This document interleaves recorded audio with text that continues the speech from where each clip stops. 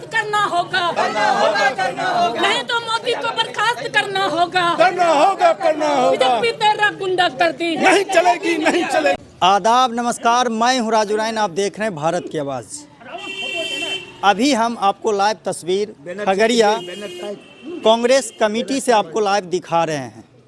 मामला ये है कि कल एक सदन में दी गई बयान, देश के गृह मंत्री अमित शाह जी जो बोले थे, उस बयान को लेकर पूरे देश में एक हंगामा हो गया है। वो बयान है, मैं अभी एक फैशन हो गया है, आम्बेडकर आम्बेडकर आम्बेडकर आम्बेडकर आम्बेडकर आम्बेडकर। इतना नाम अगर भगवान का लेते हैं तो 7 जन्मों तक स्वर्ग मिल करेंगे। मोदी जी का और उसमें अमित शाह जी का भी पुतला दहन किया जाएगा। आखिर उनका जो बोलने का शैली था, जो अंदाज था, कहीं न कहीं इससे लोगों को ठेस पहुंची है। आखिर बाबा भीमराव अंबेडकर साहब के बारे में आखिर उनका क्या सोच है, क्या विचार है, आइए जानते हैं अध्यक्ष जी से। तो सर, हमारे चैनल पे आपका बहुत बहुत स्वागत है। क्या आज मैसेज देना चाहते हैं? देखिए, मैसेज तो पूरे भारत में जा चुका है, लेकिन जिस तरह से जब से मोदी जी सत्ता में आए हैं और जिस तरह से वह शासन कर रहे हैं पूरे देश में, और जो सत्र चला रहे हैं, हम पीछे तो नहीं जाएंगे। जो वर्तमान सत्र कल होके वो समाप्ति पे होगा, लोकसभा का सत्र, उस सत्र का जो भारत के गृह मंत्री अमित शाह का जी जो बाबा साहेब भीमराव अंबेडकर के प्रति जो अपमानजनक शब्दों का उन्होंने प्रयोग किया, पूरा देश के दलित, शोषित, पिछड़ा, अति पिछड़ा इनके इस वक्तव्य से मर्माहत हैं। जी। जिस ढंग से लोकतंत्र का उन्होंने हत्या कर तानाशाही से देश को चलाए, उसी तानाशाही से सत्र को चलाना चाह रहे हैं। ये कतई ना लोकसभा के सांसद बर्दाश्त करेंगे, ना इस देश की जनता बर्दाश्त करेगी। बाबा साहेब भीमराव अंबेडकर इस देश का एक प्रतीक हैं, जिन्होंने एक संविधान इस देश को सुपुर्द कर एक ग्रंथ को दिया। उस ग्रंथ के आधार पर पूरे देश को सुचारू रूप से चलाया जा रहा है। सभी वर्गों का उसमें ख्याल रखा गया है।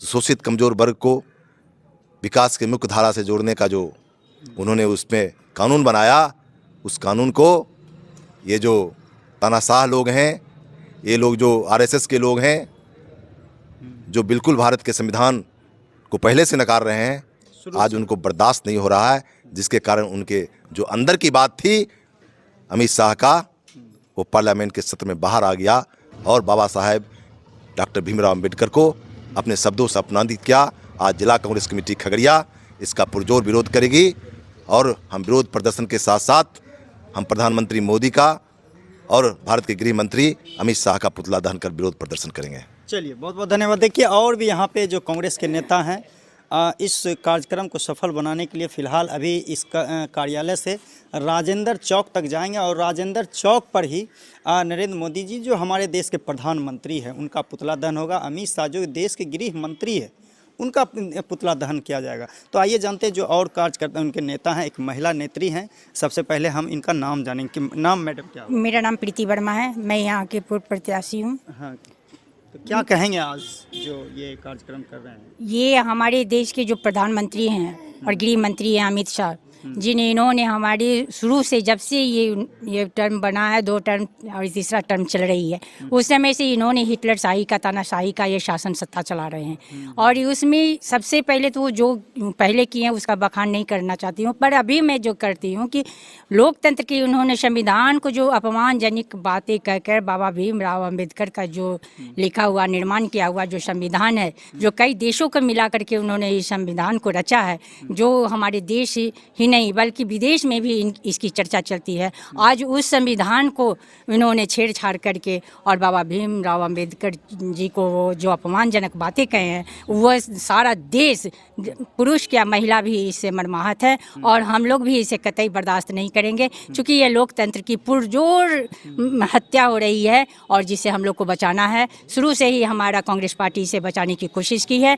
हम दोनों पुरुष और महिला जितने भी कांग्रेसी जन हैं, मैं अपने लोकतंत्र को बचाऊंगी और इसके लिए हम लोग को जो सड़क पर उतरना हो और बहुत बड़े से बड़े हम लोगों को जो खड़गे जी तो पूरा विरोध कर रहे हैं कि माफी मांगना पड़ेगा, कुछ नेता तो इस्तीफा बिल्कुल एकदम बिल्कुल माफी मांगना होगा, तभी तक तो हम लोग जो आंदोलन है ये छोटी सी अभी हम कार्यक्रम कर रहे हैं। अगर अमित शाह प्रधानमंत्री अगर माफी नहीं मांगे तो हम लोग सड़क पर बहुत बृहत रूप से हम लोग इसका आंदोलन छेड़ेंगे। और देखिए ये जो बयान है, मैं बयान आपको बता दूं कि गृह मंत्री अमित शाह बोले थे कल सदन में कि ये क्या है, बार बार अंबेडकर अंबेडकर अंबेडकर अंबेडकर, इस फीलिंग को समझें आप।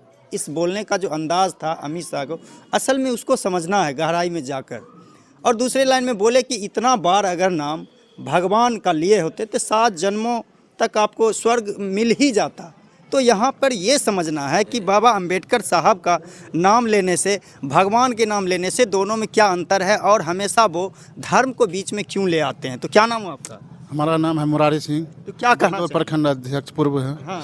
तो हमारा कहना है कि जो मनोवादी है वो आज अमित शाह ने स्पष्ट कर दिया है कि संविधान को, 7 मरा के संविधान को नहीं नकारता है। वो आज स्पष्ट कर दिया है लोकसभा में। 50 साल तक अपने कार्यालय पे झंडा नहीं फहराया, तो उस समय आप लोग नहीं समझे थे?